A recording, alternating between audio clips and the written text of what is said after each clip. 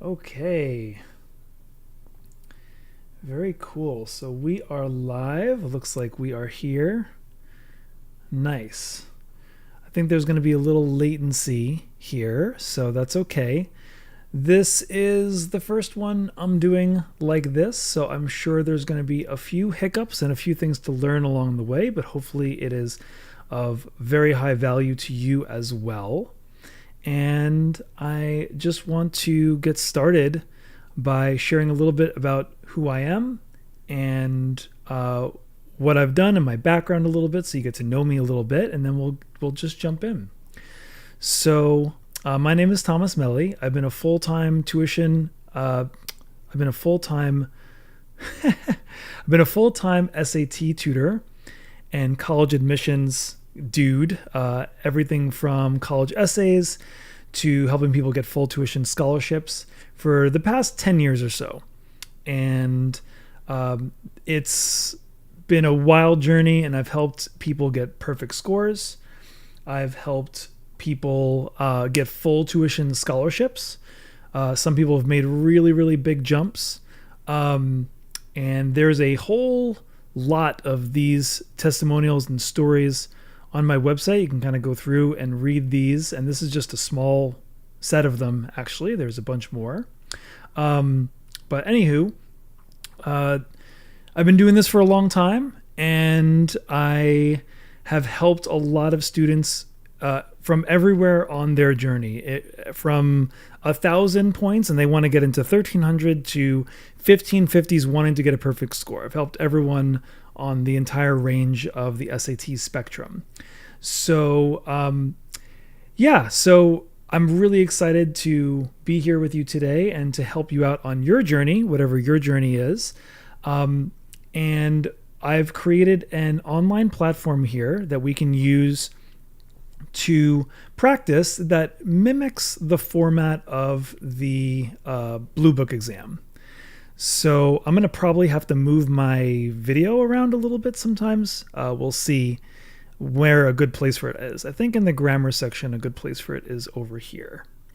Now, if you want to participate as well in this, you can go to the following link here. You can see it in the URL at the top too, probably, but if you can't, it's just deeptestprep.com/practice/cram-days/1.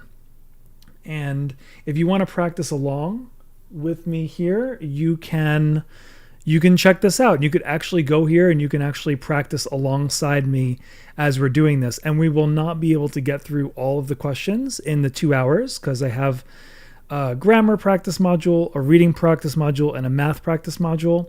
They are not in the same exact sequence that you're going to find on the Blue Book exam. Instead, they are in a sequence that I thought would be helpful for learning the material. But the reason why I did this and made it look like Blue Book is because I do want you to get used to the format. And I do want you to, it's good, Khan Academy is great. Khan Academy is one of the best practice resources that's out there, but it just doesn't look and feel like the real thing. So like with reading, one of the things that we're going to want to do is we're going to want to practice annotating, right? And you can actually annotate with this like you can on the real SAT. And this is going to be very, very, very helpful to practice with this in mind. So when we get to this stuff, we will get there, but don't worry about that. We'll cross that bridge when we get there. For now, hello everyone coming in. There's some folks coming in. Good to see you. Feel free to share where you are, and if you're taking the SAT tomorrow, on Saturday, I assume you are if you're here. Maybe you're just taking the SAT in May or June or even August, and you're just trying to get a little practice in or learn some strategies and stuff. So let me know you're here. Let me know who you are and maybe even what your biggest weakness is and what you want me to cover today. I have a plan, of course, but if you tell me what you want to work on, I will make sure that I go over that in depth during the lesson. So I definitely want to give you precedence for being here. So if no one has any questions, I'll just get started with some of the material and some of the overall strategies, and we'll just talk about some big picture stuff with the SAT. So the first thing that I will say, oh, hey, look at that. Oh, wow. Very nice. So you're in the top range. I've been scoring in the 1550, 1570 range for the past few practice tests. I've been doing well in math, but would like to strengthen my reading. I'm fine in grammar, though. Okay, cool. So maybe we'll see where people are, but we can practice the reading first. That is definitely something we can do. So let me reload this so I can get rid of my... okay, cool.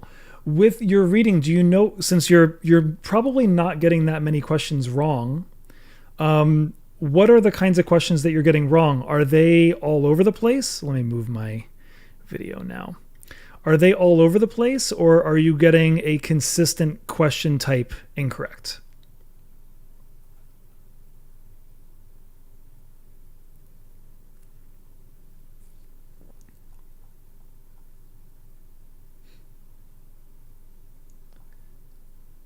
And I think there is a little bit of latency in the video, so it might be 5 or 10 seconds or so before I see each other.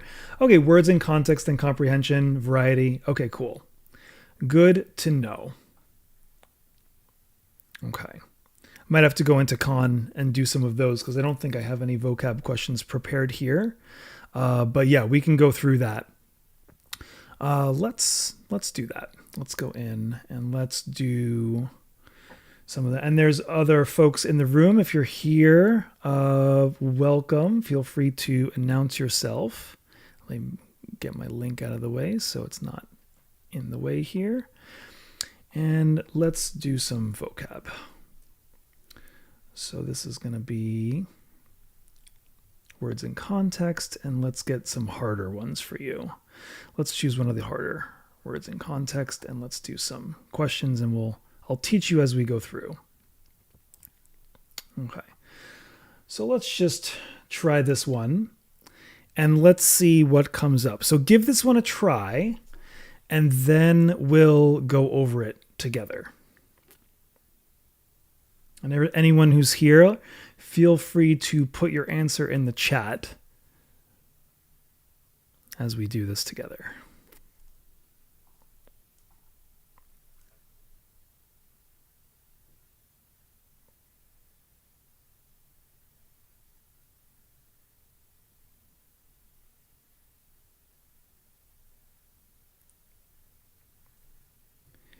We'll give it another 30 seconds or so.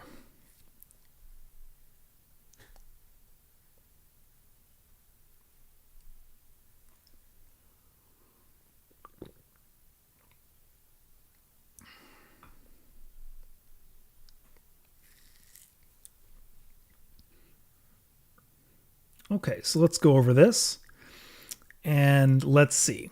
Investigating whether shared false memories, and then this whole thing here is a big non-essential phrase. We've got our two dashes here. There's a dash here and a dash here. So that tells me that this non-essential phrase is going to tell us more about what we just read. So this gives us a little bit of context. It's a useful thing to understand.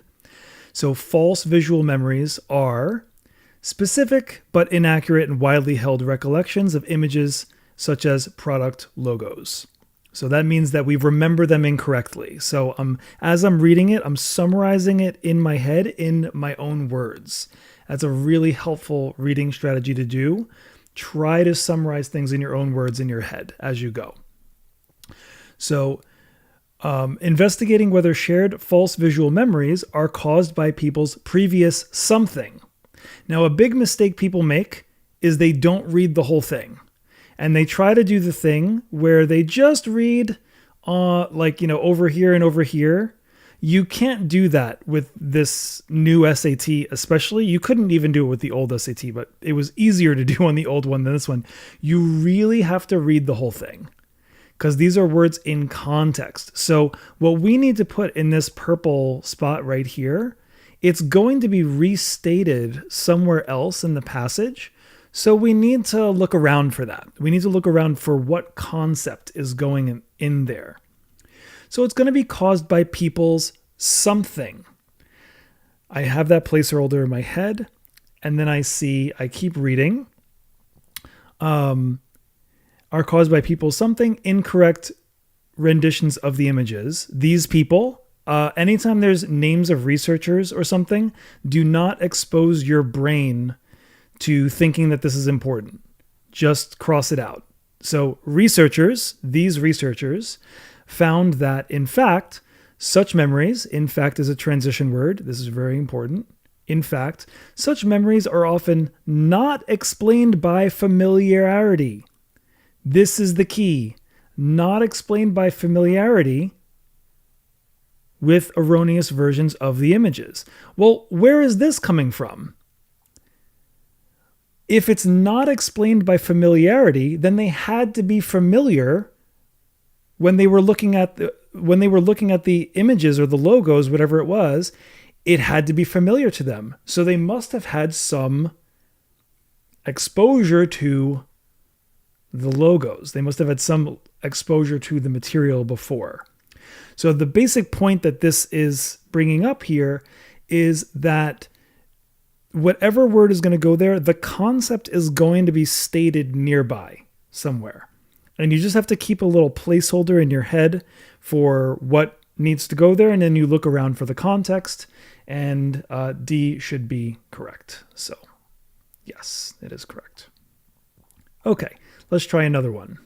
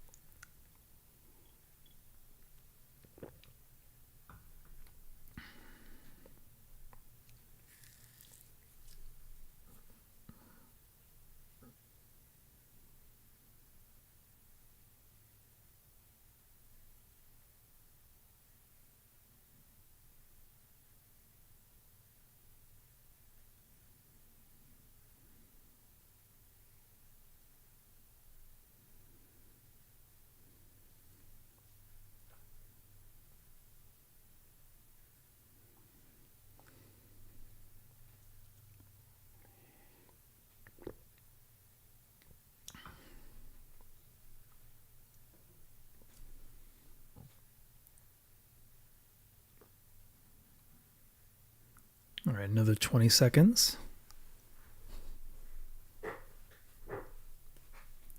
Yeah, very good. So here, same deal. I won't harbor on this too much. Maybe we'll go back and we'll try some other question types, because you do seem to be pretty strong with this, actually. These are the hard ones, too. So that's good. Same kind of deal. This is a very similar structure where they've got this non-essential phrase in the middle there that's telling us about it. But yeah, while most animals, blah, blah, blah, blah, blah. So we've already got contrast built right into this, right? So I'm going to use my own annotation tool, like it a little better. So we're starting out with contrast. So this is immediately we know we're going to say something different than this.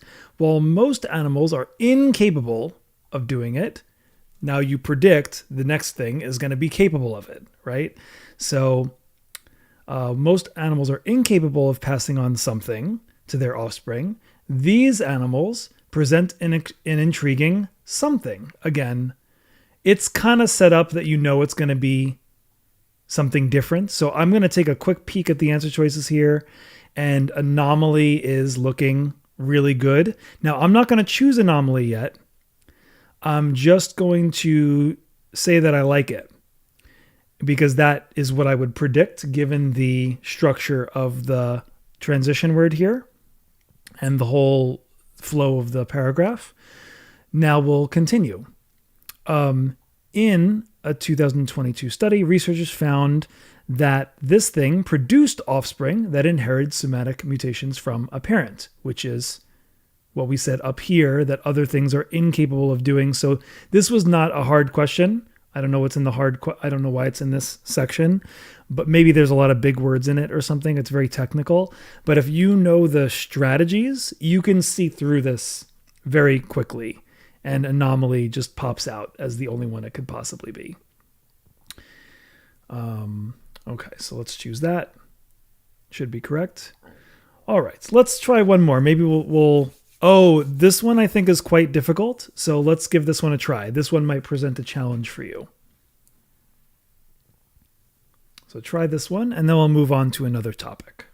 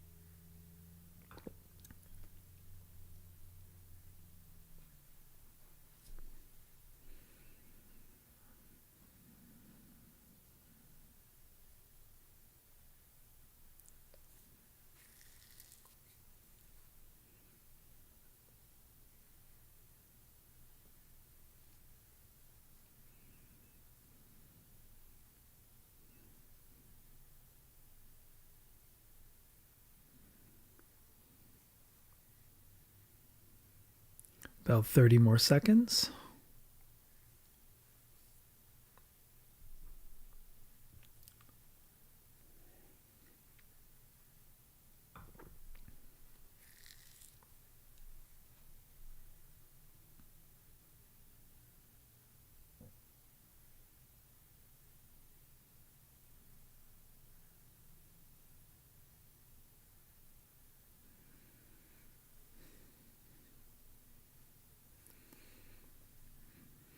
All right, so let's go over this one. Okay, so rejecting the premise that this literary magazine should present a unified view of Black American identity. So I'm already summarizing this in my head so I can clarify this and pierce through all of the details that are not important. Someone is rejecting a unified vision of Black American identity. So I'm predicting immediately this person is going to value diversity in some way of what this concept means. So we want to engage in this predictive and active reading style, and that's going to make this a lot easier. So let's keep reading. Editor Charles Johnson fostered his contributors' diverse perspectives, that's correct, by promoting their authorial autonomy.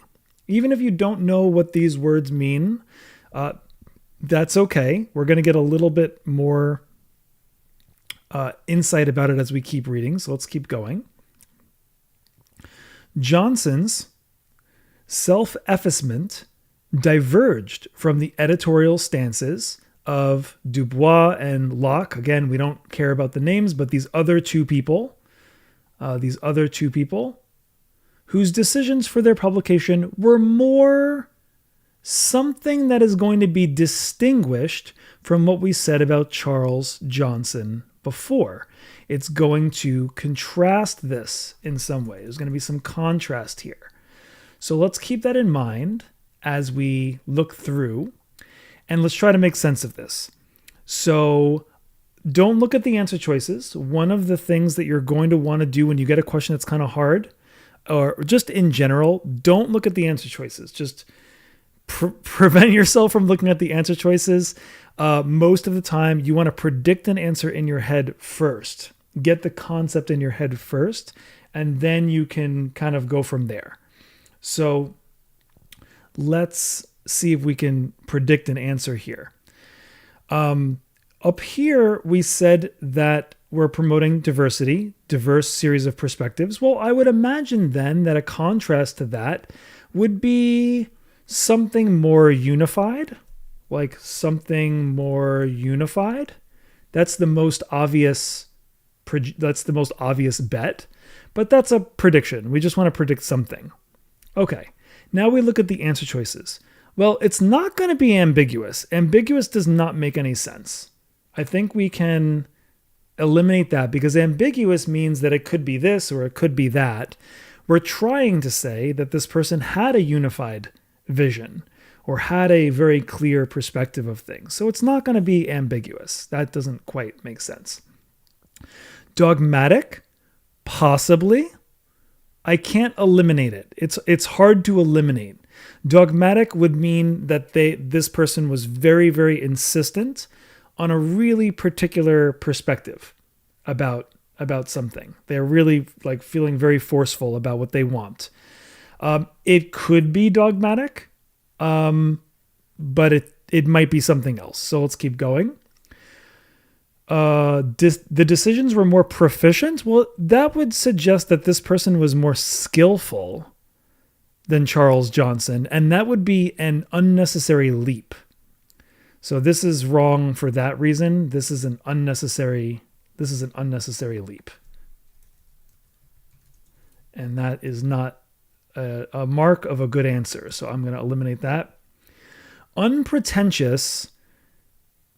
There was no suggestion that Charles Johnson was pretentious. Pretentious would mean like artificial or like fake in some way. So that doesn't really work here because there was nothing to suggest that Charles Johnson was being inauthentic in any way. So it looks like dogmatic is the only choice that makes sense, and we can choose it and we can plug it in and just make sure it makes sense that we didn't make a silly mistake here. So whose decisions for their publications were more dogmatic. Yeah, that makes sense. It's not the word I would have chosen, but they're suggesting that this person had very, very, very clear ideas about what they wanted to be in the publication. And that's what it should be. So does that make sense? Any questions about that? Or comments? Yeah, it's correct.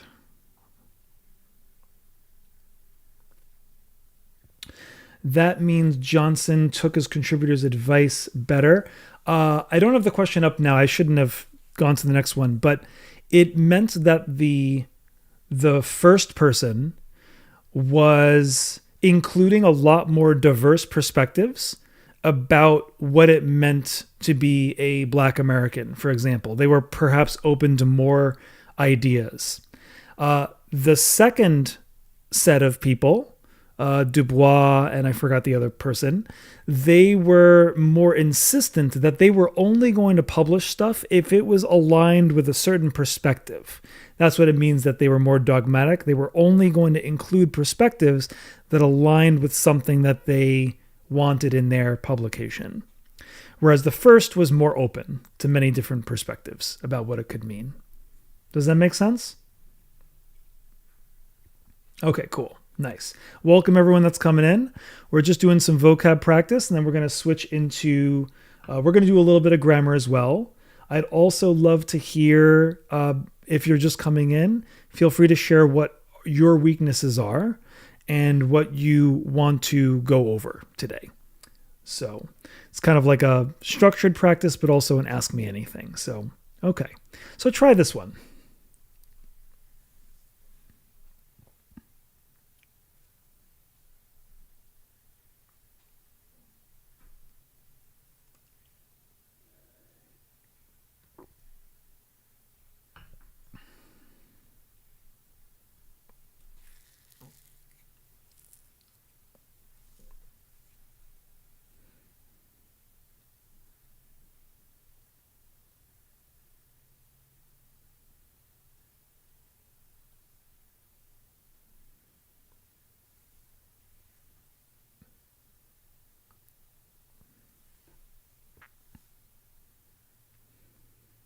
Okay, nice. You did that one pretty quickly, so that's looking good.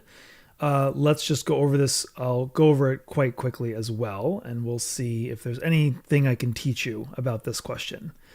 So this is adapted from a novel, fiction situation. Okay, there is something with these that I should say. Whenever you're reading fiction, it's really important to visualize the things in your head. So when you're actually reading fiction, try to visualize these things. A lot of students kind of like look at the words, but they're not imagining anything, and then they can read all the way to here and have no idea what happened.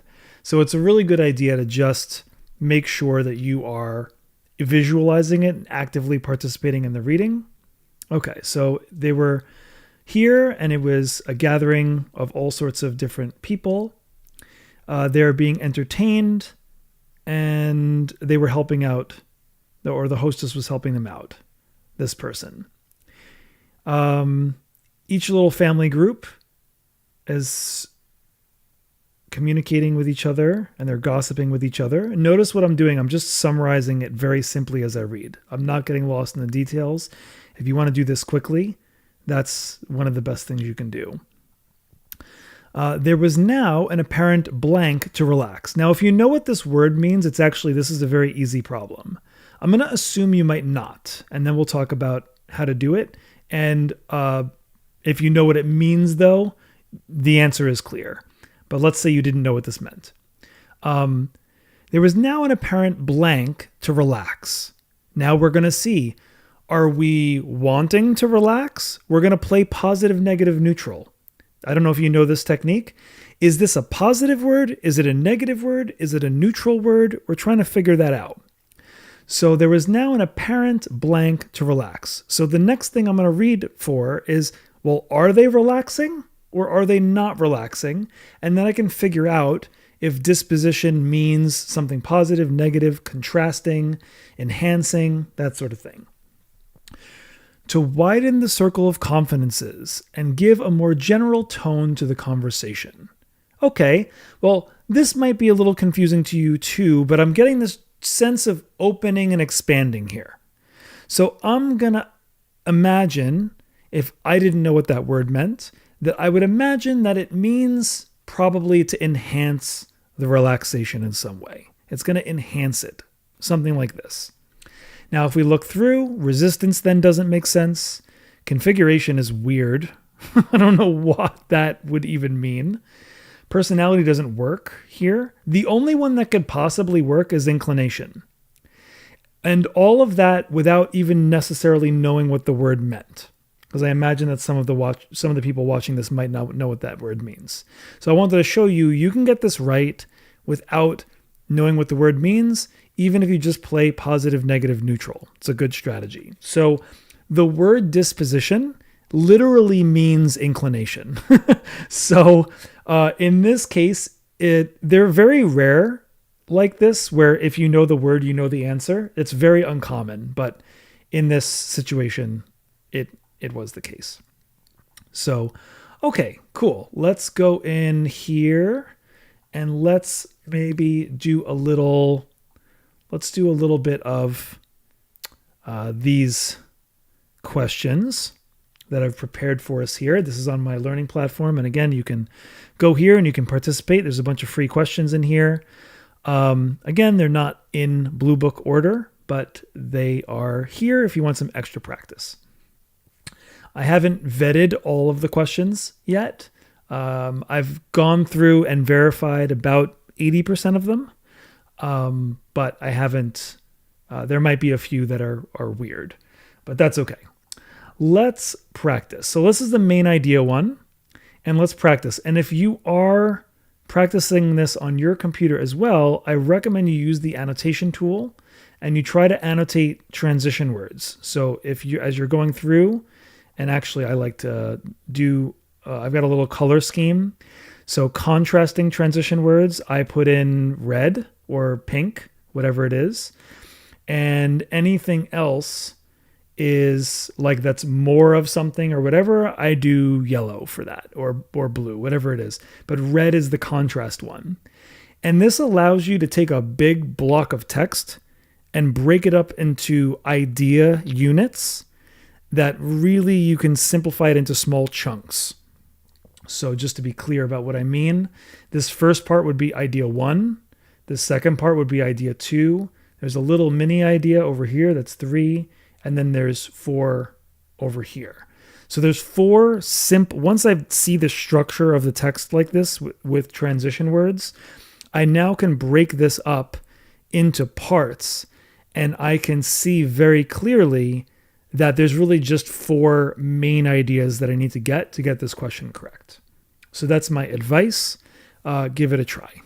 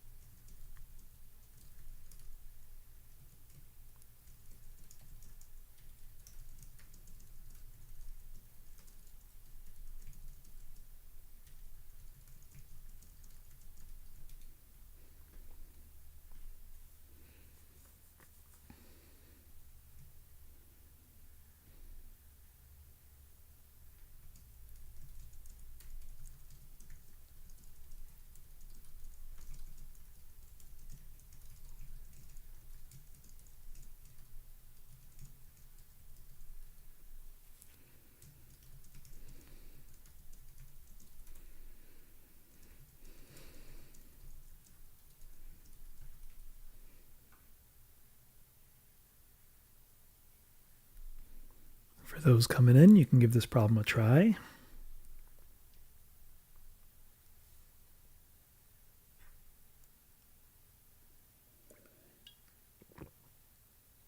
And we'll give it another 30 seconds, and then we'll go over it together.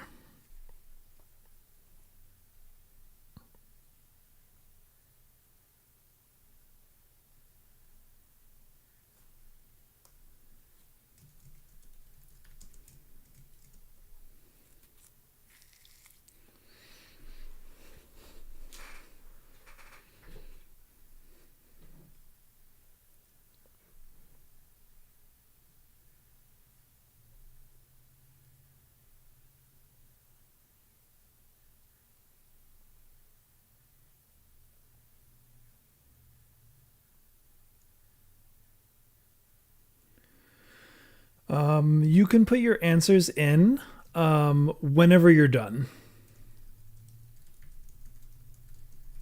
And the whole anyone in chat can do this, because it's kind of useful to see what your peers think as well. So whenever anyone is done, feel free to put your answer in the chat and really participate. You'll get the most from this session by really participating and doing all the problems and trying to apply what I'm teaching you in real time. If you're just watching, it's better than nothing, but you're not going to really internalize the skills nearly as much as if you're actually doing the problems. So the best way to get better at these skills is really to do the problems. So I encourage you all to do them alongside me. And by the way, if you know anyone else who might benefit from this, invite them to the session, invite them to come in, share the link with them, because I'm a new YouTuber. I'm pretty unknown in the YouTube world, and I'd love to get my work out there more and help more students. So feel free to reach out to your friends, let them know if you know anyone else that needs some support. So, and I'm also doing another one tomorrow, right? So we're going to do another session tomorrow as well. Okay, let's go over this and let's take a look. Scholars of culinary history increasingly rely on ephemeral sources. And now they define that because that's kind of a weird word. Ephemeral is a great word. It just means short-lived. It's a great, beautiful word. Such as event posters, underground newspapers, and personal diaries to reconstruct past social movements. Traditional archives often spotlight grand narratives and official records, but the minutiae, or the small things of everyday life, can illuminate perspectives that formal documents overlook. Okay, this is a really important idea. Remember we said this is kind of like a very key idea here. It's very easy to overlook the everyday things that people use when you're doing a historical study. But they're saying, actually, they're really important to understanding everyday life, which makes sense. Historians argue that these overlooked artifacts capture the spirit of grassroots activism and community identity, offering a bottom-up lens on turning points in history. Oh, I forgot to mention something. The first thing you should do is read the question. I forgot to mention this. The first thing you should do is read the question always. Always, always, always, 100% of the time. Read the question first so you know what to look for. Right? The reason why I remembered that I should have said that is because I got to about here and I'm already sensing I know what the main idea is. So at this point, just as a strategy, I'm going to do a very quick skim. I'm not going to read the rest of this because I'm pretty sure I got the main idea is that ephemeral stuff is important for history. I'm going to make sure I get this yet thing. Okay, so preserving these short-lived things is hard. Consequently, we have to adapt and we have to preserve them. Okay, I just skimmed this super fast because I predicted that they were going to say something like, but we need to preserve them, right? This is pretty much all this is saying is we need to preserve them. Okay, so I think I got the main idea. Let's see. The main idea, I'm going to predict it in my head first, is these ephemeral short-lived things are really important for understanding the everyday life of people, but they degrade quickly and therefore libraries need to work hard to do what they can to preserve them. Okay, A, archival institutions should exclusively focus. Ooh, that's dangerous. That's very dangerous and bad. Be very careful of these very extreme words. They're not always wrong, but they're most of the time wrong because it's very hard to justify this, right? There is no mention of this in the passage that it should exclusively focus on this. It's a supplement, not an exclusive focus. So this makes an incorrect leap of logic there. That is not the direction we want to go in. Okay. B, ephemeral artifacts offer key insights into grassroots history. That's looking good. Now notice this but here. I often split questions into parts, and every single part of the question needs to be correct. So, but require new methods of preservation. Yeah, that is also correct. So this looks good on both accounts. Now, I would choose B, but unless you're rushing, it's typically a really good idea to just very quickly check to make sure that C and D are not like even better. Because it's very possible that B is good, but D is even better for some reason. That is something that happens. So let's just make sure that these are good. Okay, yeah, this is definitely really bad. We don't even need to consider that. They have not abandoned anything. Community identity is primarily shaped by governmental documentation. No, that's not true at all. Okay, so B is looking good. So let's choose B, and we can submit, get some confetti, and move on to the next one. Okay, so let's try this one and try to apply the skills that I'm teaching you as well as we go through. So try to do the annotation, read the question first, do some annotation, give it a try.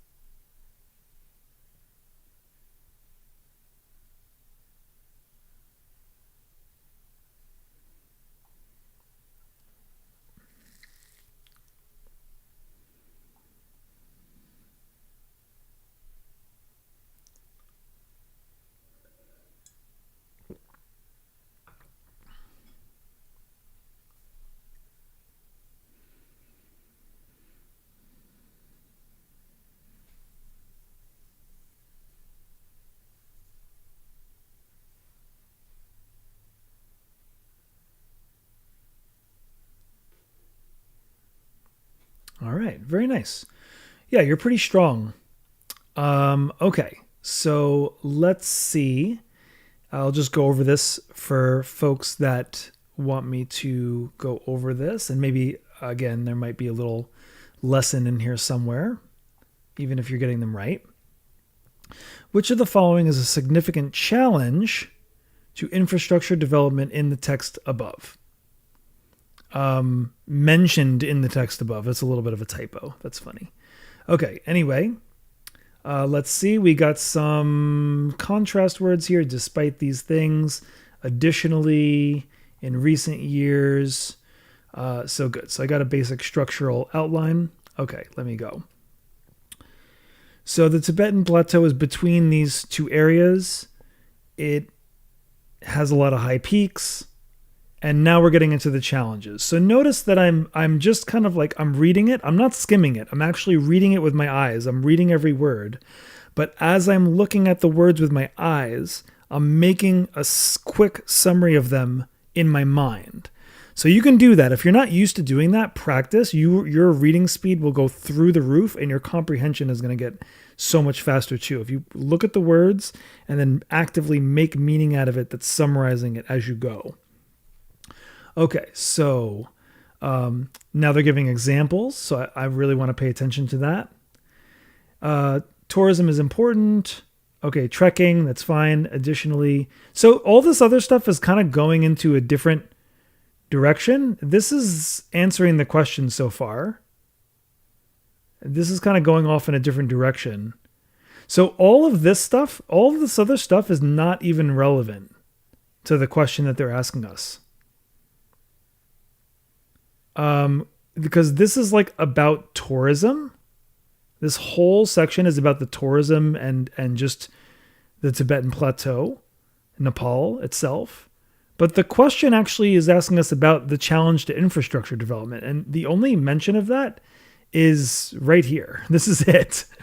So, yeah, that is another little pacing strategy, is like when you've got the idea of where the answer is, you can skim to get an idea of what's going on. But yeah, the answer is just right here in blue. Road and bridge construction is complicated by frequent landslides. So that's the answer. So this is it. That's it. All these other answers are just from the distractors from before. So I'm curious, are you getting any takeaways from me going over the questions, even though you got them right? I'm curious if you're learning a few techniques as I go over them. We can switch gears and go over some grammar. We can maybe do a little math. We can figure out some stuff. I just want to make sure it's relevant to everyone. But let me know if you're getting some insights from going over them, even though you got them right. Nice. Awesome. Yeah, the time management thing is huge. That's right. Do you or does anyone else who's here typically run out of time in Module 2? Or do you feel like you rush at the end? Because one of the things that I'm not doing, which we really should do, is kind of work from back to front. These questions with the bullet points, I got to move my video out of the way now here. It's in the way. Let me move this stuff around. Okay. This is, these kind of questions are super fast to do. Okay. So you got a little bit of extra time in there. Okay. Do you do these from back? Do you do the reading modules from the English module from back to front? Or do you do them in order? One of the principles is to do them in order of ease. So you don't have to do them from back to front. You can do them in whatever order is easy for you. And for people that are new to these kind of questions, these are called rhetorical analysis questions. For folks that are new to these questions, they actually can be hard, even if you know the strategy. So it's kind of up to you. But the basic strategy here with these is, just to go over it, is you don't need to read these bullet points 90% of the time. There are some of these questions. Some people say never. That's not correct. About 10% of the time, you do need to read these. So in the main thing that you need to do is look at the question stem. This is the question stem. And it says here, let me get a better example, actually. There's an even clearer example. Okay, so one of these questions where they say, we want to introduce this thing to an audience unfamiliar with Zadie Smith. Okay, when you read this, all of the wrong answers are not going to do this thing. So let's talk about what they're going to do here. If the audience is unfamiliar with her, then we need to say who Zadie Smith is.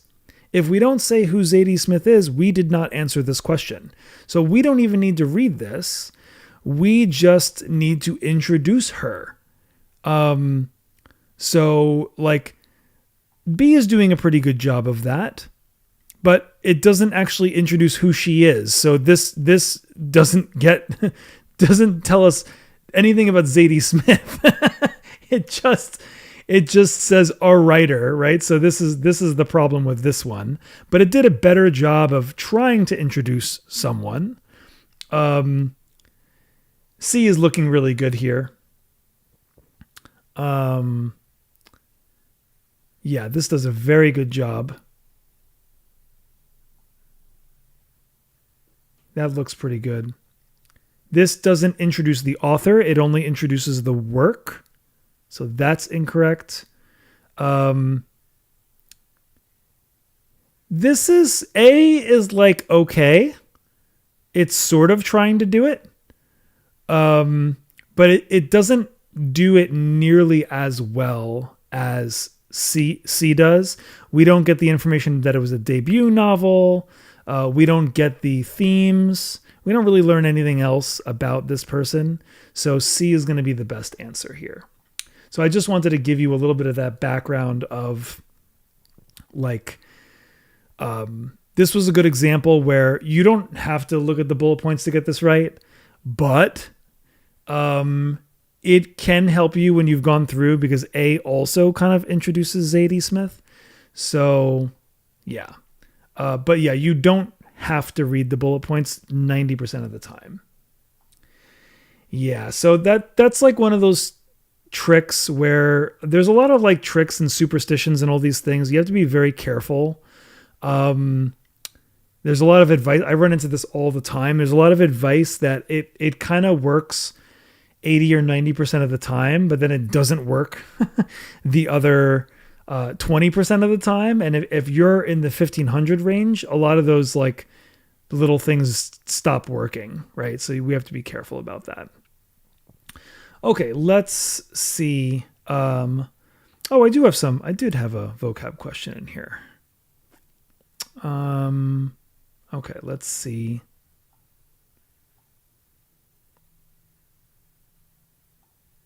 Kind of question might be good for us to do here. Okay, let's do a function question. Let's try this one.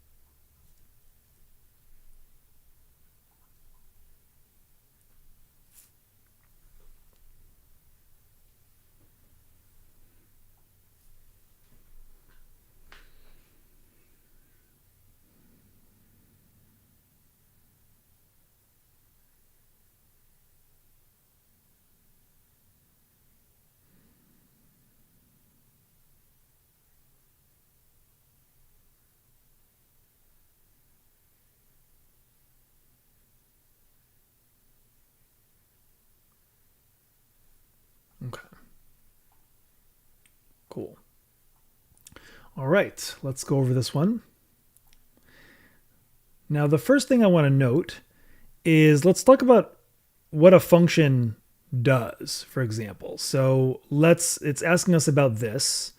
So let's annotate this real quick. They'll be underlined on the real SAT. But it's asking us about this. And it is asking us the function of it, the primary function. What that means is that there might be secondary functions or tertiary functions, and those would be wrong. It has to be the most important function, right? Like if you're using an umbrella, you're using an umbrella to prevent rain from hitting your head. You might also use an umbrella in a javelin competition or a sword fight with your friend. But that's not its primary function, right? Just because you can do it with something doesn't mean it's its primary function. So that's the first thing to consider.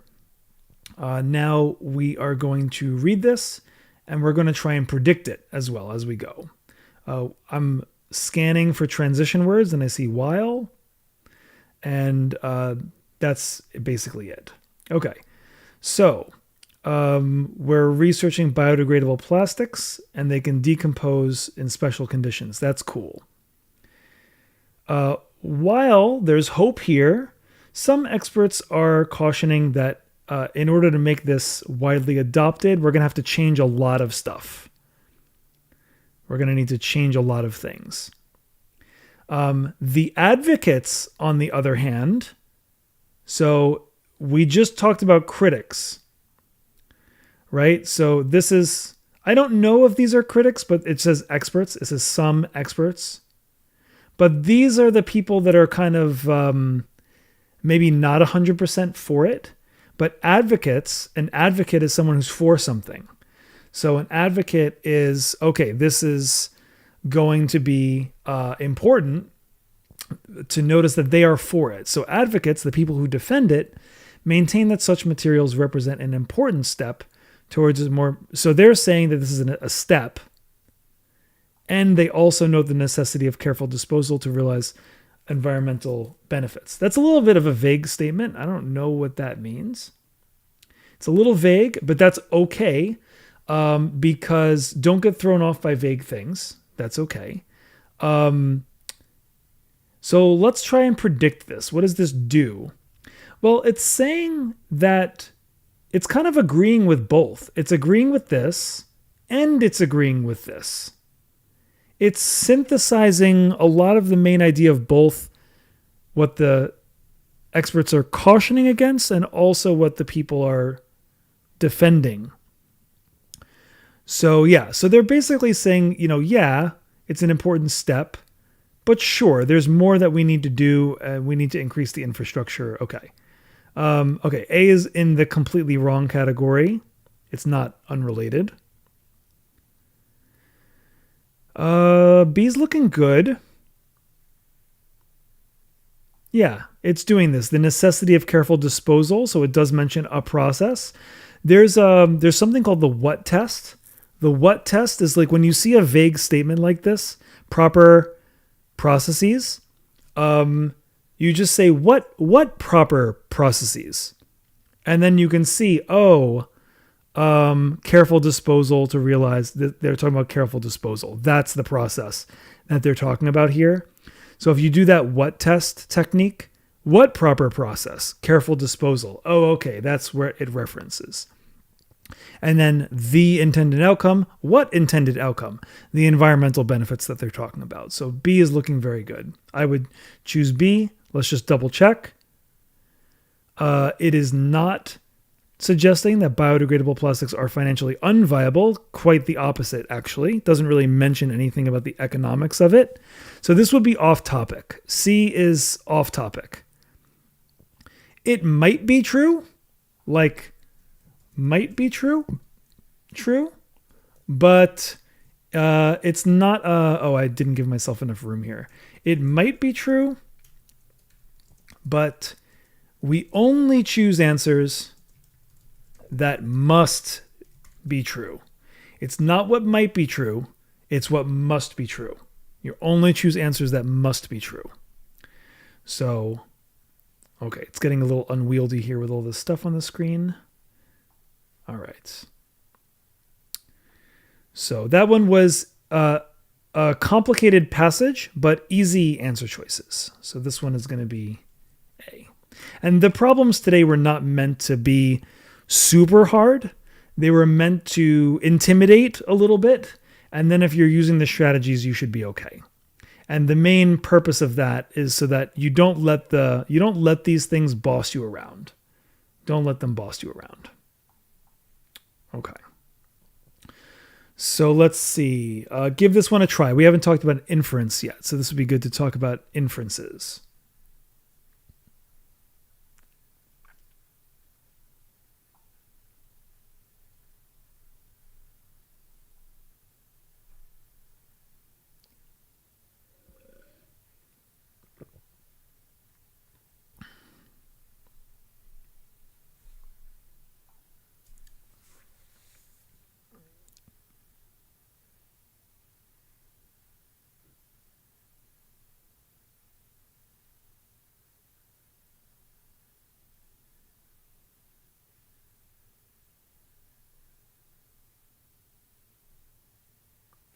Okay. I think you answered. Let's take a look through. I have to make some of these questions a little harder.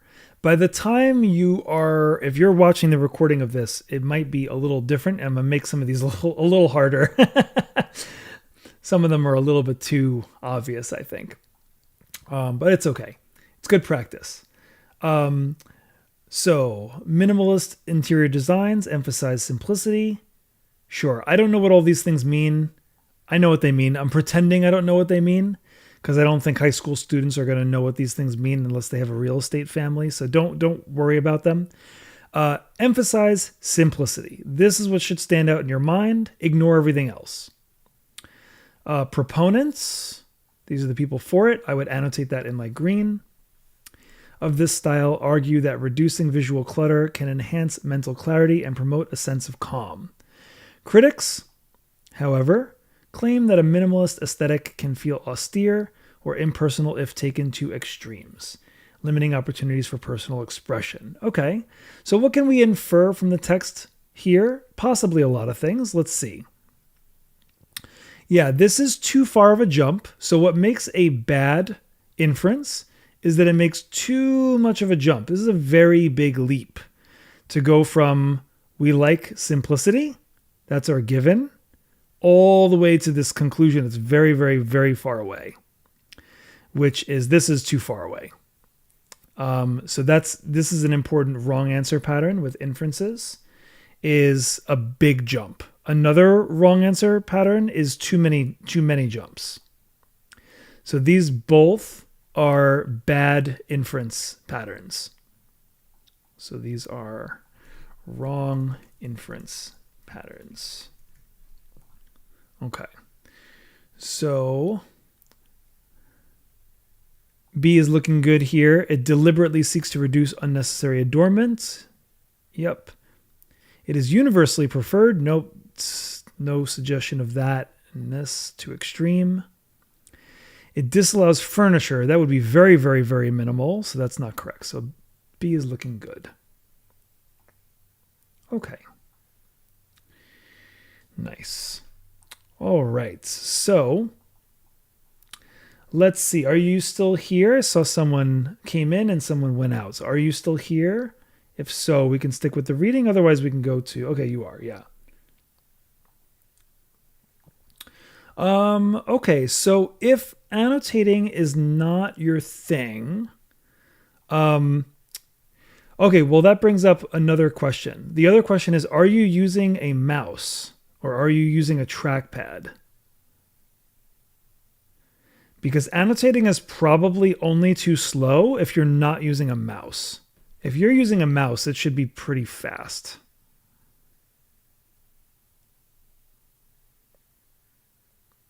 A trackpad. That's probably why it's slow. And by the way, if pacing is, yeah, I strongly suggest go out and go to Best Buy, go somewhere. Or if you live in a city, maybe you can get a one-day shipping on Amazon or something, but try to get a USB mouse that connects with your device that you're going to use. You can even connect it to iPads, I think. Or whatever device people are using. Big difference in your pacing. You can literally add probably a minute or two to each module just by using a mouse. So it's pretty significant. I'm assuming that the person is annotating if they're doing that. The reason why I recommend annotating so much is two reasons. One, it forces you to read actively. If you have to read actively, then you will make a lot more sense of it than if you read passively. And it's very hard to read actively with just your eyes. So actually reading actively with a pencil, with a pen, with something that you're engaging in the text in a physical way can really make a huge difference in the comprehension. If you're not used to doing it, like I would say maybe don't just do whatever you've been doing. Just keep doing it on test day on Saturday. I wouldn't want you to try a totally new strategy that you've never done before. So stick to what's worked for you on test day. But if you are going to take the SAT beyond March, beyond the Saturday SAT, then maybe give annotating a try with the mouse and the USB mouse and see if that will make things a little bit faster. The reason why is because this is just really this is the second reason why annotating can be very helpful, is this is just a huge block of text. This is like really annoying to look at. I don't know if you feel that way. I have like a very deep annoyance when my eyes look at a block of text like this. I'm just immediately annoyed. Like I don't want to read it. So maybe I'm unique in that way. But when I've taught people this, just very simple strategy of annotating the transition words, it really helps them break it up into sections. And if you can break it up into sections, it's so much easier to handle than just like this big block of text that seems very intimidating.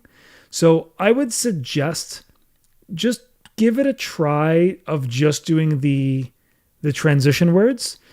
So you can at the very least notice if they're contrast, if they're moreover, if they're additionally, if they're cause effect. This is really going to make the comprehension a lot easier, and it's really going to help you.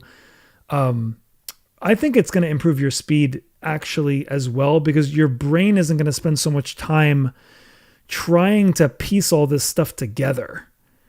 Like it's just going to make sense to you because it's this. Next, we did this. Finally, we did this. You've already got an idea of what's happening, right? So it really will make a big difference.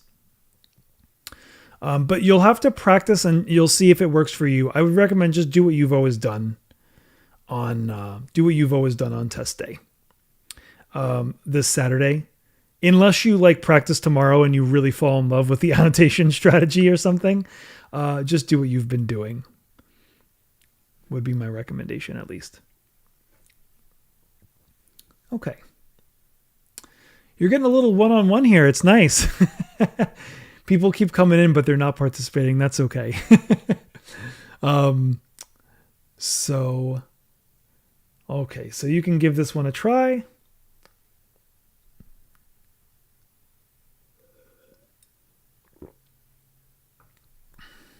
And then we'll see if you have any math weaknesses.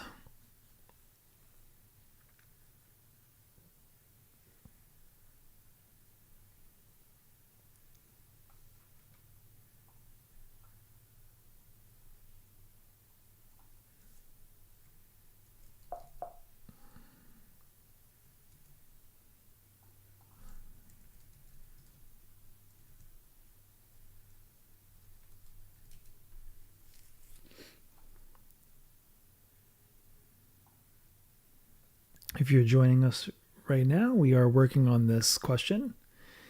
Give it a try and let me know what you think in the answer in the chat. Okay, we have a proposal.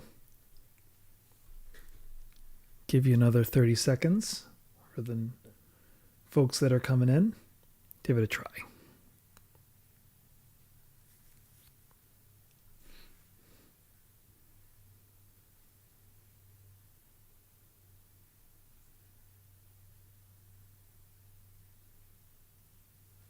Okay, so let's give this a shot. Okay, so when people look at the decline of the empire, they juxtapose, which means to put things together, close together. Good word to know. The personal ambitions with structural weaknesses. So they give two reasons. They give personal characteristics of these people with structural weaknesses of Rome itself. Okay, so there's two reasons given. Notice these words. These are important. These are called hedge words. So this is another category of word that is not often talked about, but very important. Typically is a hedge word. Often is a hedge word. What it means is like often we do this, but something else happens next. It typically sets up some kind of contrast. So even though we don't have contrast words here, I'm expecting contrast from these words. So the text typically opens by, okay, I'm not going to, let me summarize as I go here. Okay, so they typically talk about all these things that tend to be a problem. Next, they examine the individual rivalries. So we're just going over the patterns of exploring the fall of Rome and the decline of Rome. Then it goes into a broader cultural transformation, and everyone starts to degrade into autocracy, and they get rid of their virtues. Okay, there ended up being no contrast here, which is why there were no transition words that were contrasting. It's just presenting the structure of how these texts work. So the way that I didn't read the thing out loud, I did this in my head, but I didn't say it out loud. Remember to read this first. How does the organization of the text above contribute to the overall argument about Rome's decline? Well, it seems to suggest that there are multiple factors. Remember, I'm predicting the answer. We want to predict the answer. There are multiple factors at different levels that contributed, and they are both individual and social and cultural, and they operated on a bunch of these different levels. So that's basically it. Let's go through and let's see. There's no statistical evidence in here whatsoever, so that's not true. This looks good. I would just want to check the order. These questions can be wrong because of the order, so we have to double check the order. I'm not choosing B yet without verifying that.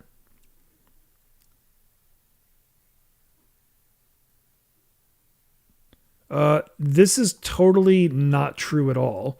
It was not stable in the slightest. So a lot of students will see the first part of this and they'll fall in love with the question, with this. And then they won't read all the way towards the end where there's this like blatantly wrong statement. So make sure you're reading the whole thing. Don't just fall in love with the first part of it. Every single part of the answer choice needs to be correct. So this is, and you could even say the first part of it isn't completely correct either. Yeah, it doesn't do this either. So clearly it would only be B. When I remake some of these questions, when I improve some of these questions for the future cram days, I'm going to make 2 questions very close to each other and very hard. So that way you really, really, really have to think about what the right answer is a little bit more closely. You really have to use the strategies. Okay, so this one looks good. Okay, let's just check in for a moment. How are you doing with math? Are there any math weaknesses or math things? Okay.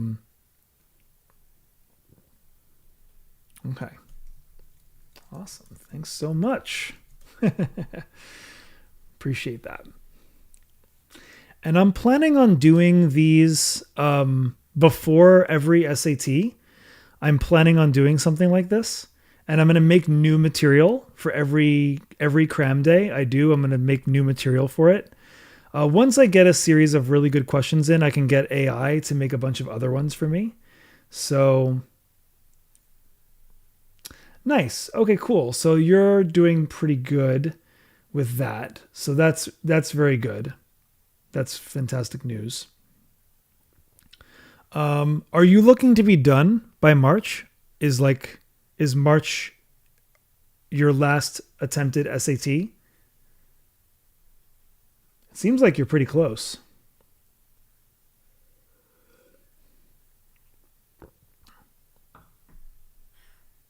Hello.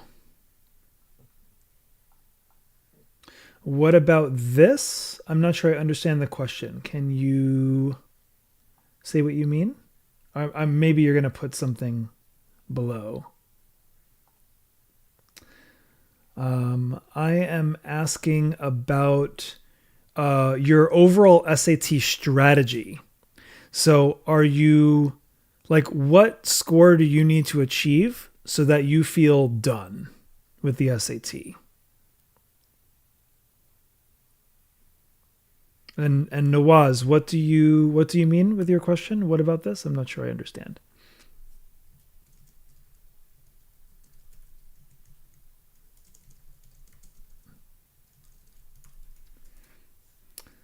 That's okay. Well, let me ask you a question. I applaud your attempt at getting a perfect score. It's very good. That's a wonderful thing. And like I've said, I don't know if you were here for this, but I have actually helped people get perfect scores before. So this isn't the only one. I've helped several students get perfect scores. They just didn't all write reviews for me. So it is... I wasn't sharing my screen. Let me try that again. I have helped people do it, multiple students, but I do want to say that you might be better off if you're already getting a 1550 on the SAT. Your time is probably better spent doing something that's going to make you stand out in another way.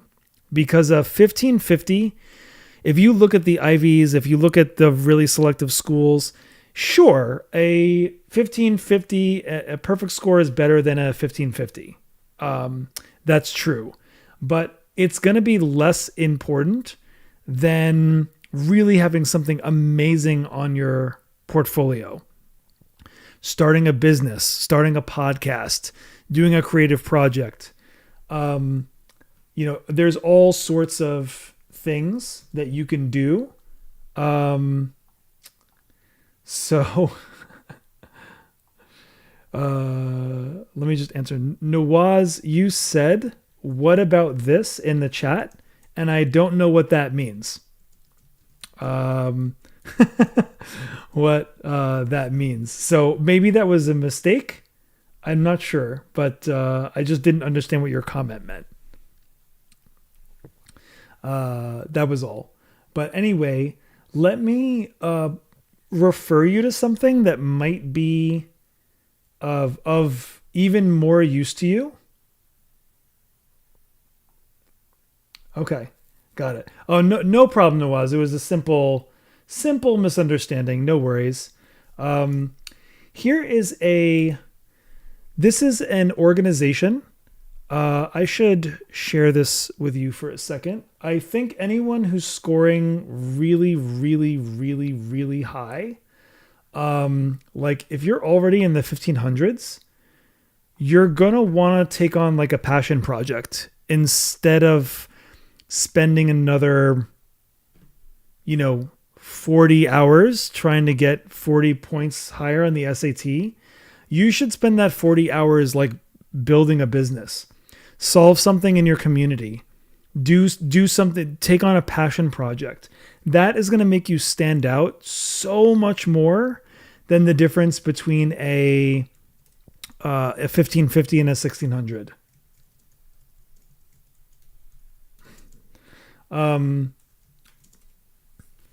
So this organization that I've partnered with, Polygence, they're an affiliate organization of mine.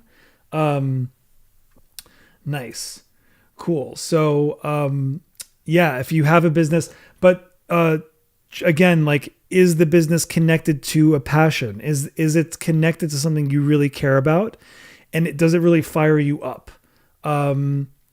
Is it something that you're still doing, right? Because you use the past tense there. So if you had a business in the past, that sounds like it's not something that you're working on now. What could you work on now that would be inspiring to you, that would really feel like it's solving an important problem or it's doing something really cool?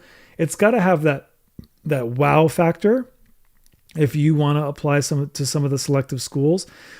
I'm saying this as an SAT tutor. Your time is going to be much better spent on one of those passion projects. And check Polygence out. So I put a link in the chat to Polygence. Anyone who is interested in like partnering. They get like PhD students to partner with students to take on passion projects. And I'm partnered with them. That's an affiliate link there. If you want to support me in the channel, you can use that. But they're an amazing organization to check out. I fully wish I did something like that as a kid when I was your age. It would have been amazing. So they have people writing novels and publishing books and writing albums, music albums, all sorts of stuff. So it's very, very cool. Nice.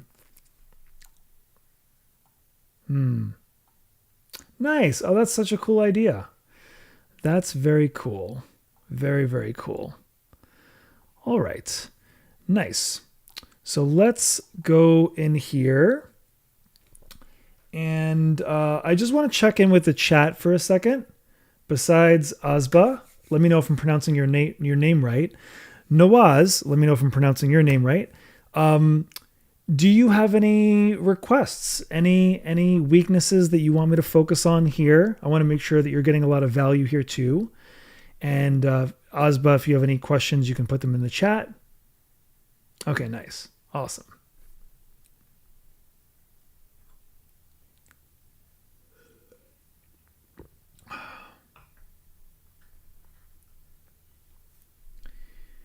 All right. So I'm not sure if Nawaz is still here, but if you are, let me know what you want to work on. And Azba, do you know about super scoring? Are you applying? What kind of colleges do you want to get into?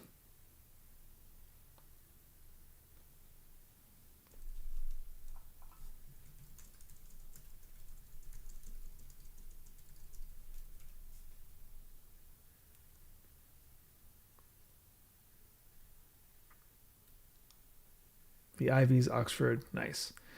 I don't know what the policy is in other countries, but I do know in America that oftentimes colleges will super score. Do you know about super scoring?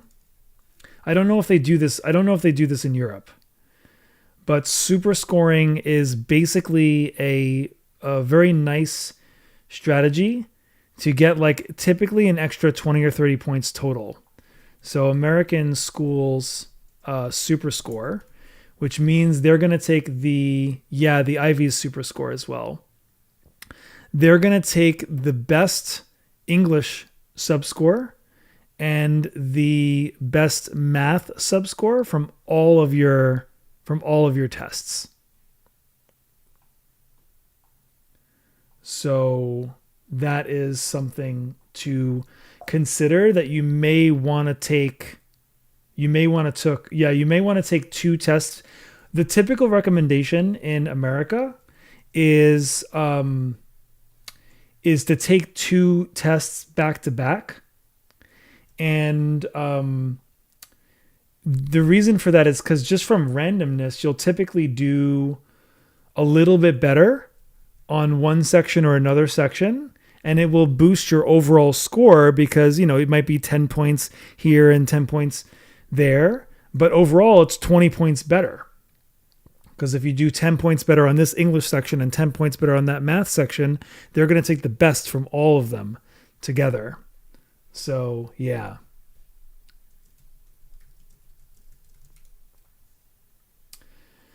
So that could be a part of your strategy. I would look up online to see if Oxford does, maybe I can just look this up very quickly since we're kind of cozy in here. There's not so many people in here at the moment.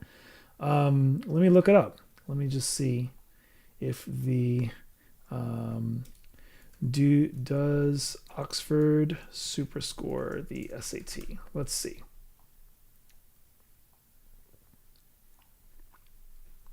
Okay. I don't know about the Indian Institute of Technology. I don't know about it specifically. And I don't know if that's what you're referring to. We're international here. So is it the Illinois Institute of Technology or is it the Indian Institute of Technology? I'm not sure.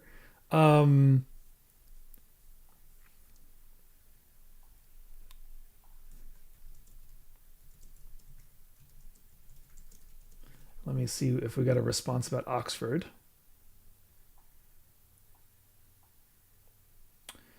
Oxford, it says here, does not. Did you do a search? Let me check Perplexity. I'm going to check Perplexity as well.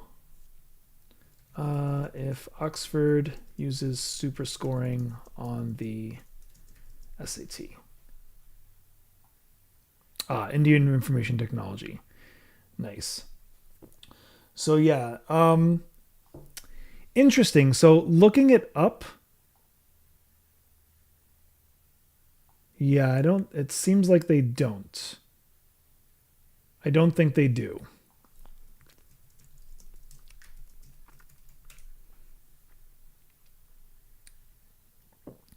The IIT also does not accept SAT.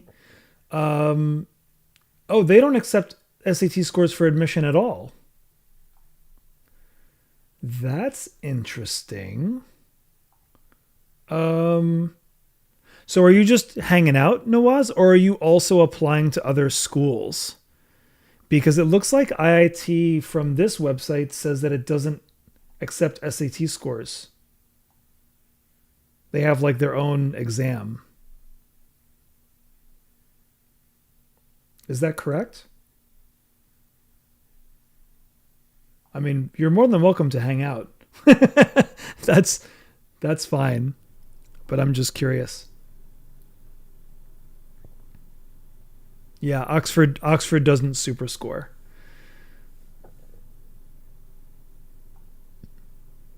Okay. So let's just check in.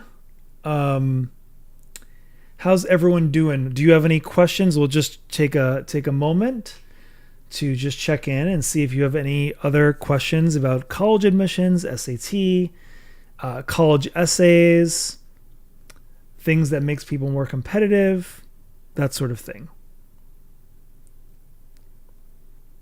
And Nawaz, what is your current score? Have you taken the test? And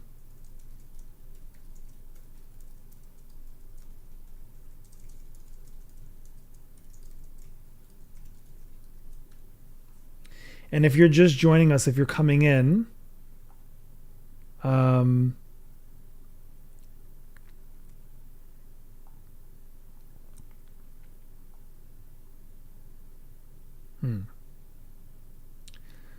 no to which you're not applying to other schools, or you haven't taken the SAT. Don't worry about the sad face. It's okay. And let me know about yourselves. Tell me what year you are. If you want to share where you're from, you can. Let me know about where you are in your academic journey so far, and some of your aspirations, your interests, anything you want to share. Useful for me.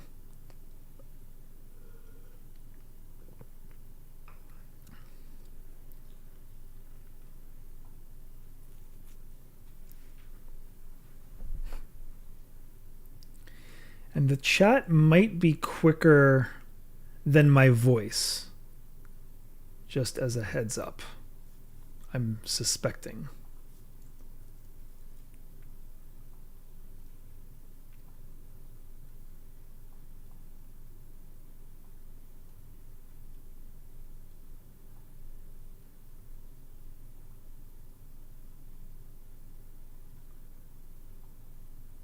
Okay. All right, I guess we're just hanging out. No questions? If not, we'll just go back in and we'll do some more practice. I am happy to do more practice, of course. I think these questions might be a little too easy for you.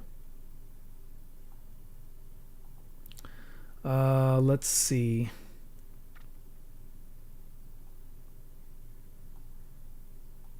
Yeah, these cram sessions were originally designed to be like very fast, sort of simpler questions. And then the people that have been showing up here have been very high scorers. So I'm just kind of adjusting as we go. But we can find some harder questions on Khan Academy. So you can find some hard questions. Do you have a particular weakness you want to go over?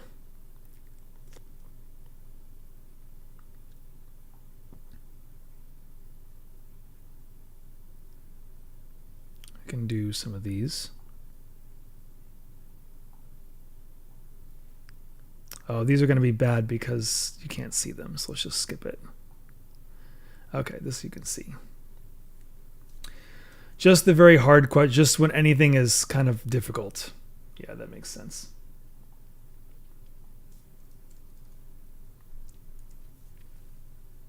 Okay. I should also pull up Desmos.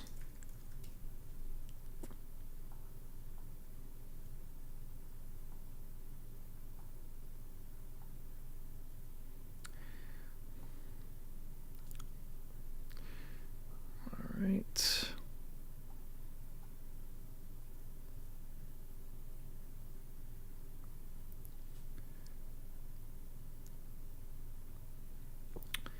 Okay. I might be able to teach you some Desmos tricks too. By the way, I don't know if you have seen my Desmos. I don't know if this is your first exposure to me on YouTube, but I just posted a Desmos rap that I'm very happy about. I'm really very, very happy with this. And it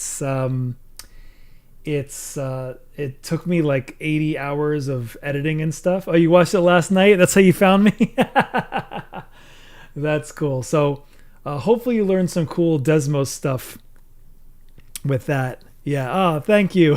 Thank you so much. I appreciate that. I'm trying to make videos like that on the entire SAT curriculum. So I'm really very excited about doing that. Yeah, I think that's going to be a lot of fun. So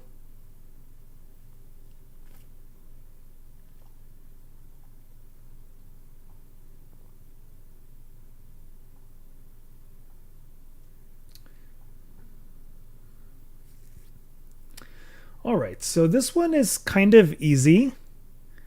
Yeah, sometimes the advanced ones are not that hard. But this is a system of equations question. We'll just do this while we're here. We got a systems of equation here. We got a system of one's a quadratic. Ooh, a circle. I don't want that. One is a quadratic and one is this is a line. This is just a regular old line. So nothing really fancy going on here. So we do have a y squared, which might freak you out a little bit, but don't worry, it's not that bad. We're just going to put this in, and we have that's the main thing that happens that's different when it's y. It's just like a sideways parabola instead of a regular parabola. This isn't really a parabola. Is a hyperbola. But things get a little weird, but don't worry about it. We don't care. All system of equations mean is where do these things touch? So this is very, very simple. We're just going to put this in, and all I care about is where they touch. And we got one solution over there, and we're going to have to find the other place that they touch because there is another place. There's both of these places. These are both of these things. Now I'm going to just export them because I like seeing them on the side. It's just nice to see them over here. It's like a little trick. You can export the point. And yeah, we can just add a little label here so they're nice and visible. So, okay, now it says x1, y1. So this is x1, y1. And x2, y2. This is x2, y2. What is the product of these solutions? Now, I'm a little nervous because we're getting some very long numbers here. And that typically means that I put something in wrong. And I'm looking here, and it does not look like I did. So that is a little concerning. I'm not entirely sure, but we might just have to put to 3 decimal places in. But, oh, wait a second, the y, we have a y of 0. Ha ha! I didn't notice that. That was very fast. So this is just going to be 0. When we multiply this one, this point didn't matter, because when we multiply it by 0, it becomes 0. That's funny. Yeah, it's just there to scare me. Sometimes when you're talking and you're teaching something at the same time, you miss fairly obvious things. But there we go. So let's see. Okay. Oh, this was literally on the Desmos. This is like on the Desmos wrap. Quick way to get rid of all this stuff. I did not put that in the Desmos wrap, but you click on this, delete all, and then it's cleared. I wanted to put it in the Desmos wrap, but I had to take some stuff out.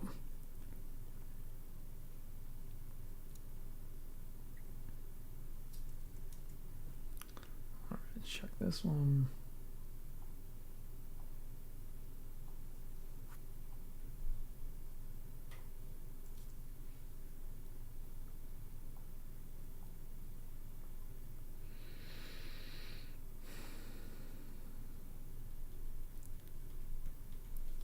Oh, this is a little different than what I had on the Desmos wrap. It's like kind of sort of a function. It's not really a function question. It is, but yeah. So let's see. That's looking good. Let's see what it is. So here we know that we've got a point of 1, 3 on this. We know that that exists. We also know that 3, 7 is here. This is also on this function. And this is the f function. So this is f, and this is also f. Okay? Now we have g, and g, we know that 3, 9 is here. And this is in g. And we have 7, 1. And that is also in G. So I wouldn't probably do this on exam day, but this is just something that it's useful when I'm explaining stuff to see what's going on. So they're asking, what is G of 7? We're going to do that first. We always do the inner function first. So G of 7. Well, G of 7 is just going to be 1. We already know that. They told us that that's G of 7, so this is just 1. And then we're going to do F of 1. That's our new input. So our new input is 1. They already tell us F of 1 is 3, so the answer is just going to be 3. So no need to use Desmos for that. I'm just always trying to build visual intuition for these things, and sometimes it's nice to see stuff. So this was not a problem that you would use Desmos for at all. Okay. Okay, well, this one's also very simple. You're not going to do this one because when you see a question like this, literally just put it into Desmos. This is like 2 seconds. We have to compare the graphs, and you're literally just going to put them in, and then you're going to compare the graphs, and that's it. You look for important points. So this has a y-intercept down here, and it is very close asymptotically to the x-axis. So B is looking promising. We double check. Yeah, B is correct. So that was too easy. We're not gonna dwell on that one. Okay, this is another one. Aren't these are not advanced questions, but it's okay. It's fine. They're asking us for a quadratic. Which of the following represents the graph? Well, a lot of people would just throw this into Desmos, but it don't really do that first. This is a y-intercept of 3. And it looks like it has a maximum of, we've got a maximum here. We can see some things, right? We can see some important things about this. It's a downward facing parabola, so it's sad. We have a sad parabola, which means it's negative in this. If the x squared term is going to be negative, or in the case of vertex form, this is in vertex form. Vertex form is a x minus h squared plus k, and it tells us that we have a vertex at hk is the vertex. So this point is hk right here.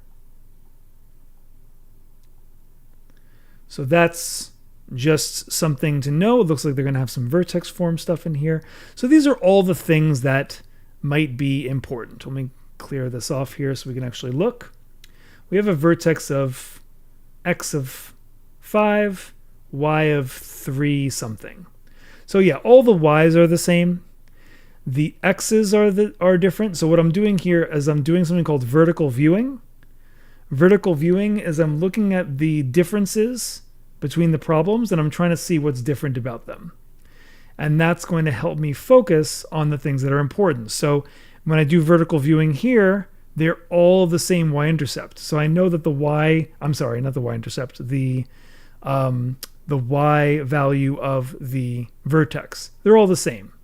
So that's not going to be the part that matters. So this is like I'm now ignoring this part of the problem. We don't care about it anymore because it's all the same. This is different in some of the problems. So we have to remember this is x minus h.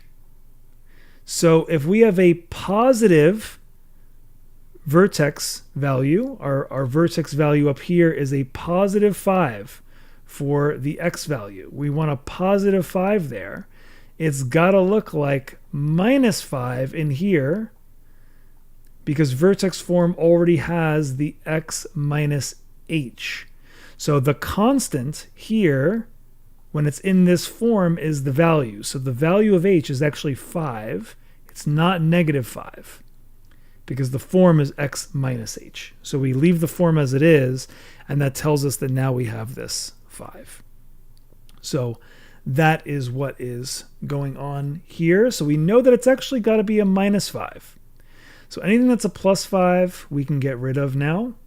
So this is a plus 5. That's wrong. This is wrong. I should use red. Use red for that. These are wrong. Okay.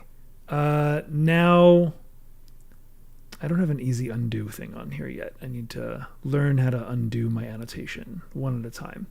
Okay, so the next thing that's different is this negative 1/2 and negative 1/4. This is different. They're both negative. So that's a little bit annoying. What this means is that we're probably going to have to... Now, this is when I would use Desmos, by the way. This is when I would use Desmos. I would put these in. You could honestly still guess, but the number in front is going to determine how wide it is or how skinny it is, and that's kind of hard to tell. So you can try and put in critical values, but again, it's not going to work so well with this kind of problem. So let's just try this. Let's put it in. There's no harm done here. I need a squared. This is a parabola. And now let's compare them. So I'm going to copy paste this, and I'm just going to change this to 2. And as expected, this is mainly different in terms of how wide or skinny it is, but that does change the y-intercept. And now we can see that this clearly has a y-intercept. The blue one is the one that has the y-intercept that is in the correct place. So it's going to be the negative 1/4, this one. Okay? So, any questions or comments about that?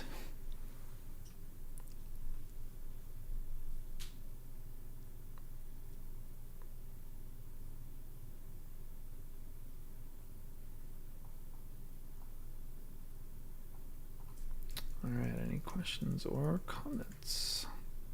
Okay, you're all good. Okay, let's go to the next one. Delete. Okay. All right, these are way easier than they look. We can't possibly be in the hard section. Let me make sure that we're in the hard section because these are too easy. This can't be. There cannot possibly be. I don't believe it. Advanced. Unit test. Yeah, maybe we weren't. Okay, let's try this one. A little bit harder.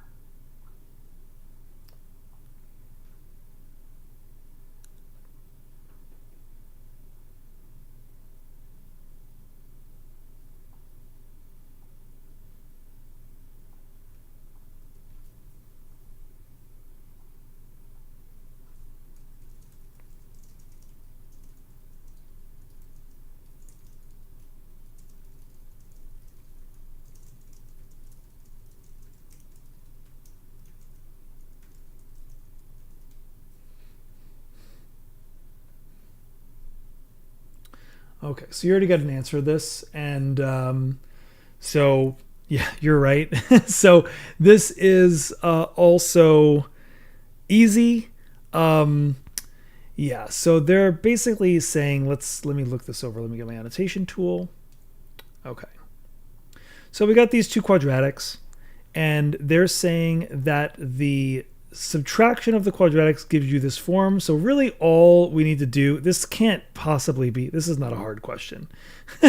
This is not a hard question. You just have to subtract these. I think what the thing is with this is that the hard questions are not necessarily hard, right? You're exactly right. If you notice the patterns and if you're familiar with the patterns, it's typically easy. There's just a lot of opportunities to make a mistake here, right? You can make a sign error. You can not really know what they're asking and get befuddled, and that could be a problem. So yeah. So that's that. Let's give you a hard one. Let's go back to the reading and let's see if we can find a hard. Yeah, you can suggest some questions, absolutely.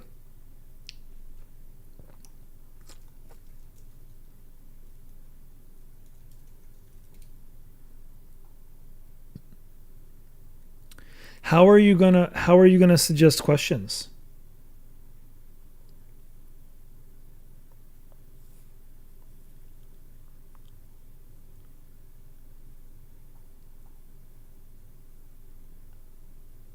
Old paper tests.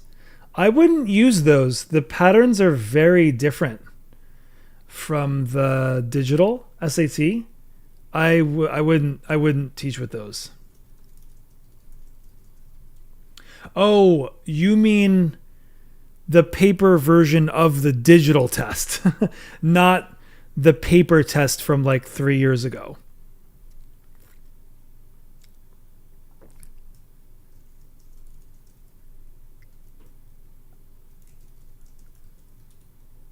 Okay. Yes. No problem. Let's see. I don't know if I still have them. I might have gotten rid of them. They're somewhere. I was not expecting to pull this up, so I'm not sure if I have them. They're somewhere on my computer, but I have no idea where. I don't really use them. I don't really use them that often, but if you have a link. Oh, here they are. Look at that. I actually do have them. Okay. That was way faster than I thought. I was not expecting to find them. You sent it earlier? How did you send it? I didn't see any link in the chat. I wonder if it doesn't let you share links. Did it let me share a link?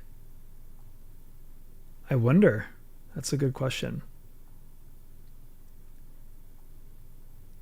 Well, let's see. I'm going to pull this in. No links are showing up actually. So there might be a restriction on, I might be able to change it, but I don't know how yet. I'll have to look into it. But let me go to module 2 and let's see.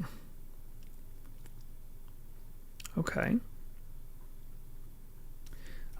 Let's try and make this. Is that too small? It's a little bit small.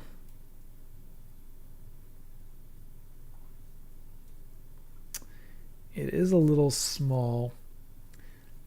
These questions are typically pretty hard. I don't know if, hopefully you can read this, but let's try this one. Let me get these real quick. Screenshot. Okay.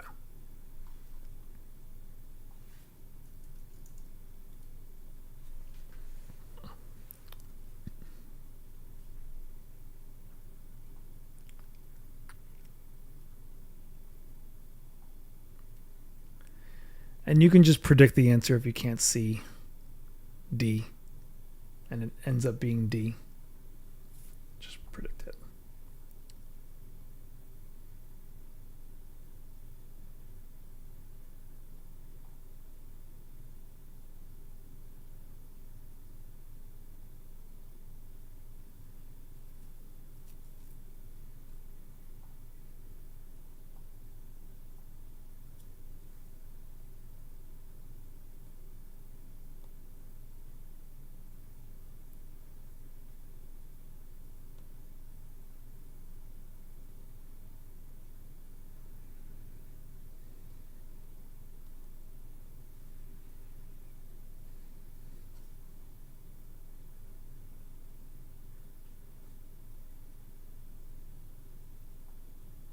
This one is hard to predict, actually. You kind of have to read the answers.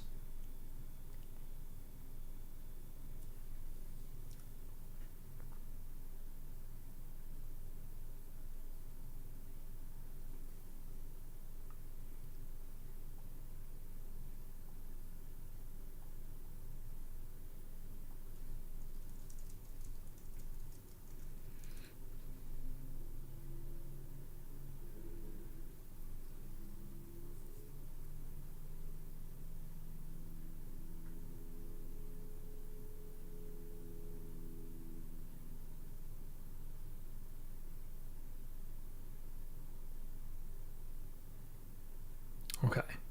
Nice job. Now let's go over these. These I think are some of the hardest questions on the SAT, like this, which finding if true. The reason why, and I wish that my annotations would save, but is it's like which given would point to a particular conclusion, right? So we've got a given and we want it to point to a particular conclusion, and we have the conclusion, and we're looking to weaken the claim made by people who favor the traditional view of voter behavior. So we have to figure out what that claim is, and then we have to imagine what would weaken it, right? And it seems like you're on the right track because you got the right answer.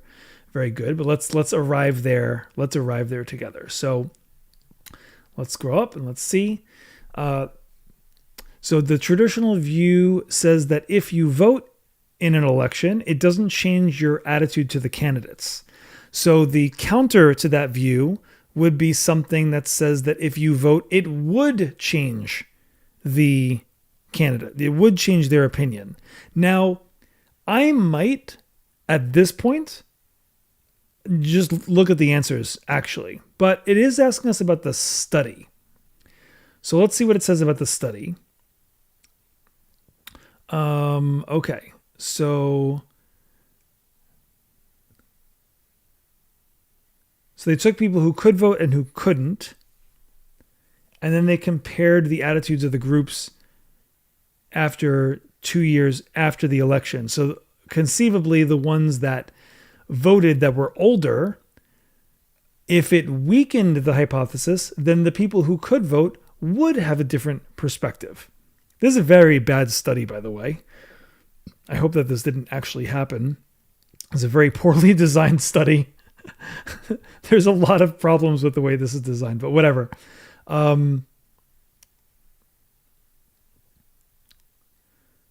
Looks like A would be the same idea. It wouldn't weaken it. It would be more of the traditional view that it didn't matter if they voted or not. It also seems a little unrelated. Yeah, this is a little bit off topic because it's drawing more of a connection to their existing political organization, not whether they voted or not. So this is like way off topic. That's not related to anything.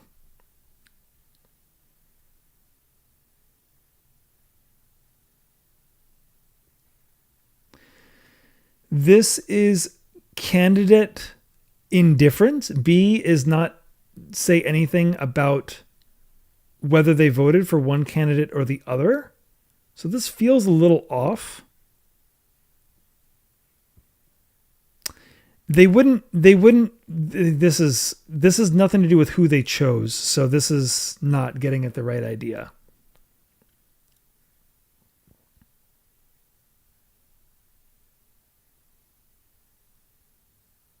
Okay, so this is, at the very least, it's making it significant that they did vote for someone and their attitudes changed, and the ones that did not vote did not change. So that is looking very good. That definitely weakens the claim that it would not matter. It says that it does matter.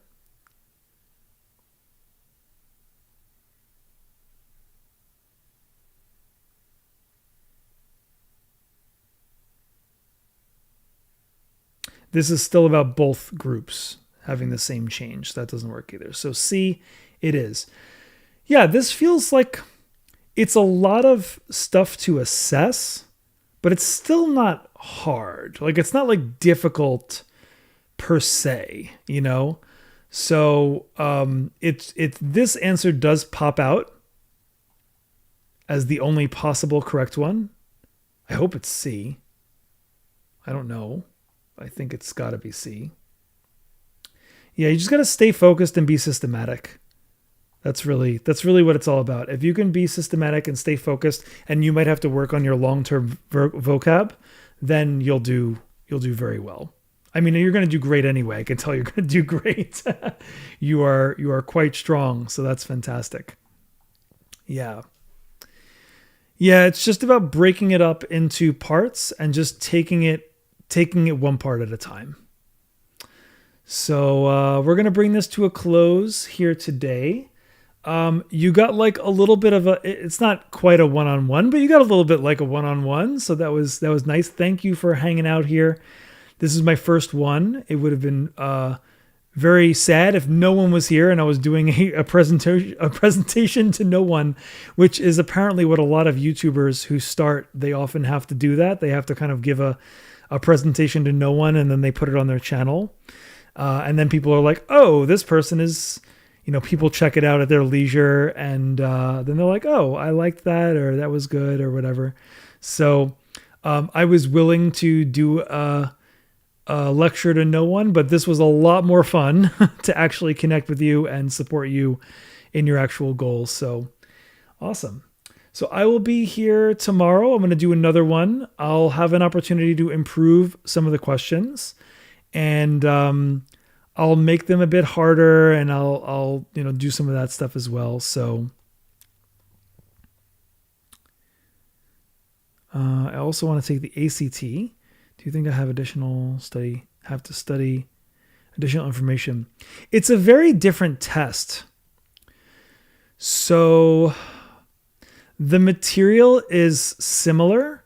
There's a lot of things that are on the ACT that are not on the SAT. There's a lot more material on the ACT than the SAT, but the questions are a lot more straightforward. So The ACT has questions that are a lot more simple and like very straightforward questions. Straightforward is a great word to describe them, but the breadth of material you need to know is much more. You need to know a lot more material for the ACT. It's also the English section is crazy fast.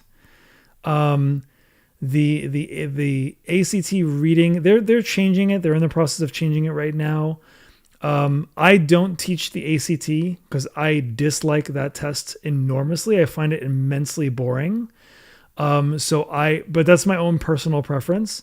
I just cannot stand that test. I actually like the SAT. I think the passages are interesting. I think the topics are interesting. I think the questions are interesting. It teaches critical thinking. There's a lot I like about the test, actually. But the ACT, I just find it to be just unbelievably boring. And like the questions are so straightforward that it feels like you have to be very robotic. And I don't like that at all. That's not my thing. But some people, like, that's just me. Like, it doesn't matter what I like. Some people might like that format a lot better. So that is something to consider, is to kind of like take both, see what you like more, see what you do better on, and kind of go from there. But yeah, I don't do the ACT. I don't teach it. I've tried several times, and every time I'm like, nope, I'm not doing this. So, all right. So, awesome. Again, tomorrow, check out my other live tomorrow. If you're not on the waiting list for that, you can go into there, and let me share the link so you've got it here. And you can just click on waiting and remind, and pleasure to meet you as well, Ozba. It sounds like you are going places. You've got a very high aspirations, and you're willing to put the work in, and you're very diligent. So all of those things are really, really, really very good signs for a very wonderful future. So that's great. Can you see my links? I'm curious if you can see my links, because I know that you can't post links, but can you see mine?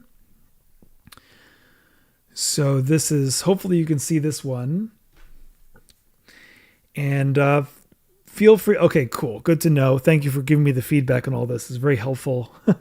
I think what it is it's just a security thing. I can probably enable it. It might be best if I don't, but you know, if I get students like you that are awesome and here that are not going to abuse it, then I will. But sometimes people like post weird links, and it's very distracting. And so I think that's why it was disabled by default.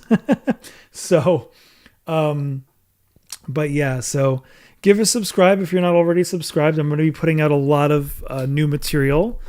And it's going to be all about college stuff in general too. It's SAT stuff. It's college essays.